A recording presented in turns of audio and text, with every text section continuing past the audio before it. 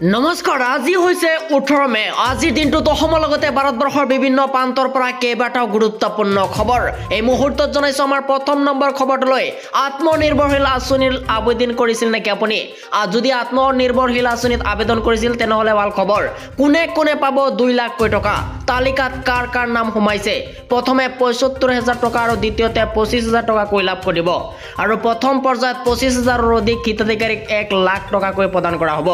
আত্মনিৰ্ভৰ অভিযান 2ৰ অধীনত ৭৫,০০০ টকা হিতাধিকাৰীক পাব ধন আৰু যাৰ জৰিয়তে লাভ কৰিব 2 লাখ টকাকৈ আৰ্থিক সাহায্য ব্যক্তিগত ডিগ্ৰী সম্পূৰ্ণ কৰা সকলে পাব 5 লাখ টকাকৈ আৰ্থিক সাহায্য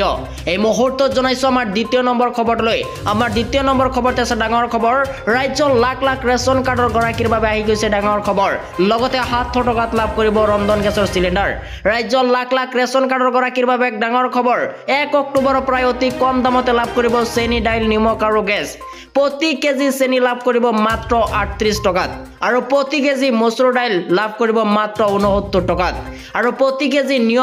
নিমখ লাভ কৰিব মাত্ৰ 10 টকাত আৰু কেৱল ইমানেই নহয় 700 টকাত লাভ কৰিব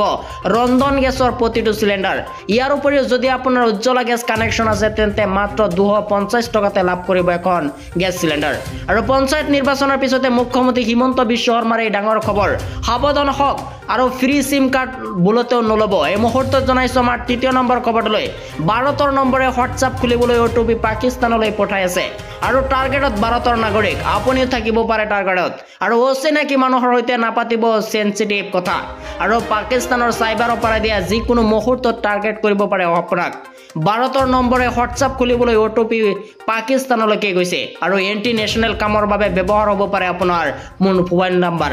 সাৱধান হৈ যাওক আপুনি সকলমে ৰাখক নিজৰ ডকুমেণ্টছখিনি এই মুহূৰ্তত জনাইছো আমাৰ 4 নম্বৰ খবৰটোলৈ আমাৰ 4 নম্বৰ খবৰতে আছে ডাঙৰ খবৰ ৰাজপথত নিয়ম নমনা ই ৰিক্সা চালকসকল সাৱধান হওক ৰাজপথত নিয়ম নমনা ই ৰিক্সা চালক সাৱধান হওক আৰু ৰাজপথত নিয়ম নমনা ই ৰিক্সা চালকৰ বিৰুদ্ধে পৰিবহণ বিভাগৰ কঠোৰ অভিযান নথিপত্ৰবিহীন ই ৰিক্সাৰ বিৰুদ্ধে পৰিবহণ বিভাগৰ গুৰুত্বপূৰ্ণ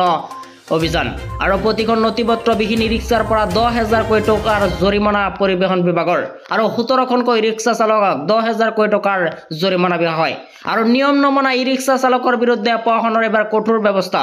ৰাজপথত কোনো ই ৰিক্সাই চলাব নোৱাৰিব দৌৰাত্মক আৰু দুবৰি পৰিবহণ বিভাগৰ অভিযানত হাহাকাৰ লাগিছে ই ৰিক্সা চালকৰ ৰাজপথত যান জঁট সৃষ্টি কৰিলে বিপদত পৰিব ই ৰিক্সা চালক